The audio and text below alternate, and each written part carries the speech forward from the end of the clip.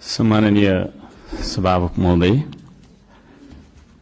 सर्वप्रथम त म सबैजनालाई हार्दिक शुभकामना र बधाई ज्ञापन गर्न चाहन्छु। आफ्नो मनको विचार राख्नुभन्दा पनि म जनताले हामीलाई के का लागि यहाँ पठाएका छन् भन्ने बारेमा बुँदागत रूपमा जनताका मागहरू वाचन गरेर सुनाउन चाहन्छु। तर त्योभन्दा पहिला चाहिँ हामीले पक्कै पनि यो देश बनाउनका लागि, देश परिवर्तन गर्नका लागि भनेर आएका छौं। सबैभन्दा पहिला आफूले आफैलाई परिवर्तन गर्नुपर्छ भन्छु म। अघिल्लो शपथ ग्रहणको दिन पनि हामी 12 मिनेट 46 सेकेन्ड ढिलो थियौं भने आज 16 मिनेट 55 सेकेन्ड हामी ढिलो भएका छौं। जनताले हामीलाई यसरी ढिलो गर भनेर यहाँ पठाएको हो जस्तो मलाई लाग्दैन। त्यसो भएको कारणले प्रत्येक मिनेटको महत्व यो सदनले बुझोस्, सरकारले बुझोस्, हामी सबैले बुझौं। नेपाली हो, नेपाली समय हो। 2 बजेको बैठक 3 बजे जाँदा पनि हुन्छ, 4 बजे जाँदा पनि हुन्छ, जे गर्दा पनि नेपाल हो, नेपाली हो भन्ने खालको जुन भाष्य हामीले मनमा लिएर बसेका छौं, यही सबैभन्दा मुख्य कारण हो हामीले उन्नति गर्न नसक्नुको। त्यसो भएको कारणले गर्दाखेरि सभामुख महोदय मार्फत म सम्पूर्ण सदन, सरकार सबैलाई ध्यानकर्षण गराउन चाहन्छु। आउँदा दिनमा हामी बैठक सुरु हुनुभन्दा थोरैमा पनि 5 मिनेट अगाडि उपस्थित हुनुपर्छ। म यो माग राख्न चाहन्छु। हामी विभेदको अन्त्य गर्छौं भनेर यहाँ भनिरहेका छौं। भर्खरै पनि पूर्ववक्ता माननीयज्यूहरूले थुप्रै कुराहरू राख्नुभयो, आफ्नो मनको कुराहरू। तर यहाँ यही सदनभित्र पनि विभेद भइरहेको छ। सत्ता पक्षले 30 मिनेट बोल्दा पनि हुने, 40 मिनेट बोल्दा पनि हुने, प्रतिपक्षले अलि सानोले हैन 3 मिनेटमा सकिहाल्नुपर्ने, 2 मिनेटमा सक्नुपर्ने। हामी पनि जनताले चुनेर पठाएका जनमत प्राप्त जनप्रतिनिधि हौं। त्यसो भएको कारणले गर्दाखेरि हामीले आफ्ना क्षेत्रका आवश्यकताहरू, आफ्ना तपाईको चाहिँ के रे मागहरू राख्नका लागि प्रशस्त समय दिनुपर्दछ। त्यो खालको सदन हामीले बनाएर हामीले त्यो खालको सदन अभ्यास गर्नुपर्दछ भन्ने माग राख्न चाहन्छु। म आफ्नो मनको कथा म यहाँ गाउन चाहन्न। अब मेरो आफ्नो मन्तव्य राख्नुभन्दा पनि सरकारले कसो गर्नुपर्ने हो त? हिजो इतिहासमा हामीले के गर्यौं, कसले के गर्यो, कुन नेताले के गर्यो, कतिको तपाईको हामीले संघर्ष गर्यौं, के गर्यौं भनेर न आवश्यक छ जस्तो मलाई लाग्दैन। हामी के गरिरहेका छौं आज र भोलि के गर्ने हो भन्नेतर्फ सरकारले आफ्नो नीति तथा कार्यक्रम बनाउँदाखेरि यस्ता कुराहरूलाई पनि समावेश गरोस् भनेर चाहिँ म यहाँ जनताको मागहरू, राष्ट्रिय स्वाधीनताको, हाम्रो सम्प्रभुताको, जनताले चाहेका कुराहरू के कस्ता छन् त भन्ने कुरा म बुँदागत रूपमा वाचन गर्न चाहन्छु। पृथ्वी रहन्जेलसम्म यो देश रहिरहनुपर्छ।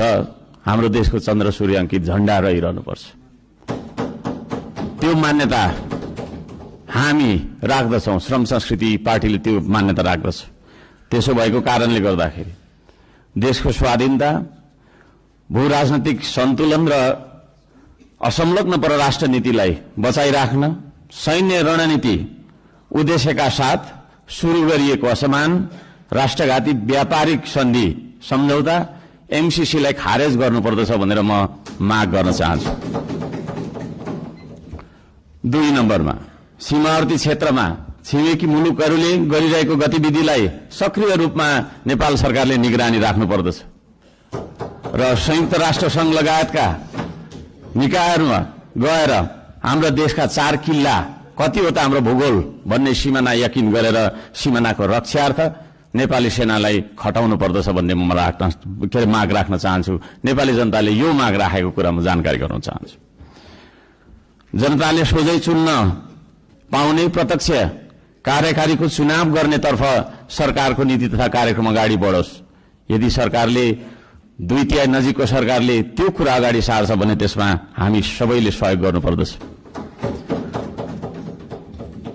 नम्बर 4 जेनजी आन्दोलनमा डिस्कोड चलाएर जेनजी बालबालिकाहरूलाई स्कुल ड्रेसमा आन्दोलनमा बोलाउने, शान्तिपूर्ण आन्दोलनलाई भड्काएर हिंसात्मक बनाउने, आन्दोलनमाथि अन्धधुन्ध गोली चलाएर दमन गर्ने, 23 गतेको घटना घटाउने, साथै 24 गते सिंहदरबार, संसद भवन, सर्वोच्च अदालत जस्ता सरकारी भवनहरू जलाउने कृत्य गर्ने मान्छेहरूलाई पनि तपाईको चाहिँ नि के अरे कारबाहीमा ल्याउनका लागि उच्च स्तरीय छानबिन समिति आयोग गठन गर्नका लागि हामी माग गर्दछौं।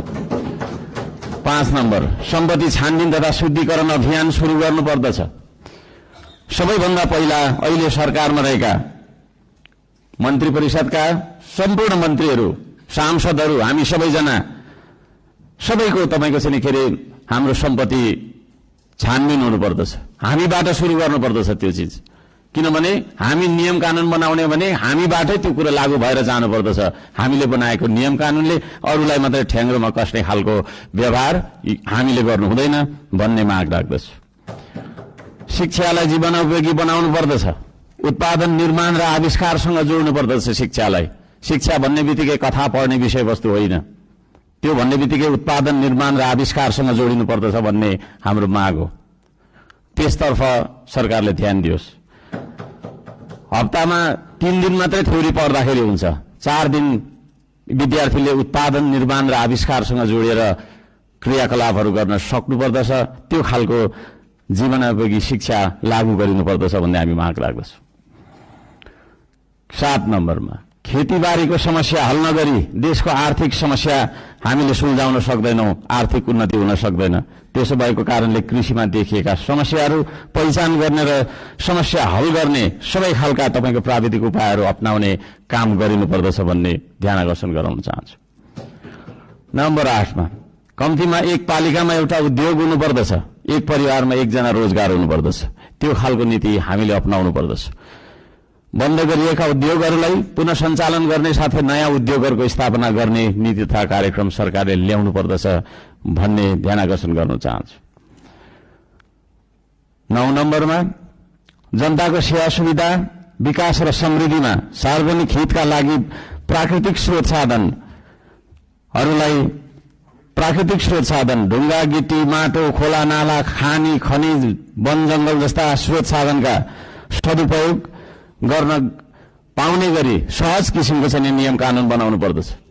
कहीँ कतै हामी हुन्छ म सक्छु अब र यी सम्पूर्ण स्रोत साधनलाई परिचालन गरेर चाहिँ हाम्रो देशलाई समृद्ध बनाउन तर्फ हामीले ध्यान दिनुपर्दछ भनेर भन्न चाहन्छु।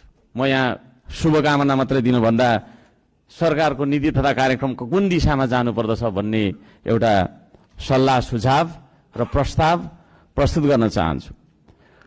प्राकृतिक संरक्षण गर्नुपर्दछ, संस्कृतिको प्रवर्धन गर्ने र प्रवृत्तिको विकास गर्ने नीति सरकारले लियोस्। सुशासनका निम्ति भ्रष्टाचार तपाईको चाहिँ अन्त्य गर्ने, निष्पक्ष, मितव्ययी, पारदर्शी, जवाफदेही, दूरदर्शी, परिपक्व र दीर्घकालीन कामहरू गर्नेतर्फ सरकार अगाडि बढ्नु पर्दछ। देशभरि शान्ति सुव्यवस्था कायम गर्नका लागि आवश्यक उपायहरू अपनाउन जरुरी छ। खाने पानी, स्वास्थ्य, शिक्षा, सडक, बिजुली बत्ती जस्ता आधारभूत आवश्यकताहरू परिपूर्ति गर्न तर्फ हाम्रो ध्यान जानुपर्दछ। राम्रोसँग अध्ययन नगरी हतार सरकारले ल्याएका कार्यक्रमहरू लागू गर्नु हुँदैन। कुनै निर्णय गर्नु अघि तपाईको प्रतिपक्षी दलहरूसँग सल्लाह गरेर सबै पक्षको उचित सल्लाह लिएर चाहिँ सरकार अघि बढे। निर्णय गर्दै पछि हट्नुपर्ने नियतिबाट होइन सरकार बच्न सक्दछ।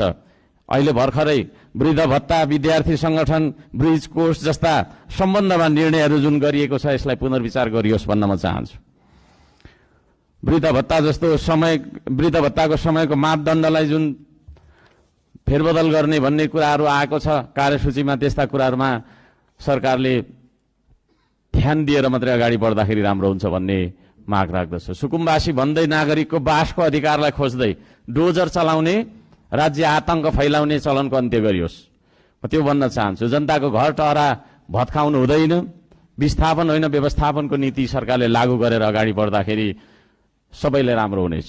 दशकौंदेखि बस्दै आएका भूमिहीन सुकुम्बासीहरूको स्वामित्व दिने गरी लाल पूर्जाको व्यवस्था गरोस् भनेर पनि म भन्न चाहन्छु। किसान मजदुर सुकुम्बासीका समस्या पहिचान गरी समाधानको पहल गर्ने धनीको मात्रै होइन गरिबको पनि हो यो देश भन्ने खालको आभास हामीलाई हुनुपर्दछ र जनतालाई पनि त्यो आभास भएको हुनुपर्दछ। त्यसतर्फ सरकारले काम गरोस् भन्ने म अनुरोध गर्न चाहन्छु। उपत्यका बाहिर पनि नेपाल छ भन्ने कुरा हामीले व्यवहारबाट जनाउनुपर्छ। यो काठमाडौँ उपत्यका मात्रै नेपाल हो भन्ने किसिमले सबै विकास चाहिँ यहाँभित्र मात्रै थोपार्ने किसिमको चाहिँ विकास हुनु हुँदैन भनेर म ध्यानकर्षण गर्न चाहन्छु। सबै खाले विभेदको अन्त्य गरिनुपर्दछ। भूपू गोर्खा सैनिकहरूको समान पेन्सनका लागि नेपाल सरकारले आवश्यक सबै खालका पहलहरू गरोस्। नेपाल सरकारले गरेको सन्धि मार्फत चाहिँ गएका भूपू गोर्खाहरूलाई नागरिकता कायम राखेर चाहिँ उहाँहरूलाई एउटा नागरिकको दर्जामा राख्ने नियम त्यो खालको चाहिँ नीति हामीले अवलम्बन गर्नुपर्दछ भनेर ध्यान आकर्षण गराउन चाहन्छु। समयको पाबन्दीले गर्दाखेरि मैले यी कुराहरू सबै कुरा वाचन गर्न चाहिनँ। माननीय सभामुख महोदयले 2-3 चोटि भनिसक्नु भएको छ र यो म पत्र सम्माननीय सभामुख महोदय मार्फत टेबल गर्न चाहन्छु र यस सल्लाह सुझाव अन्तर्गत सरकारले आफ्ना विचारहरू आफ्ना नीति तथा योजनाहरू अगाडि बढाओस् भन्ने म माग राख्न चाहन्छु। धन्यवाद।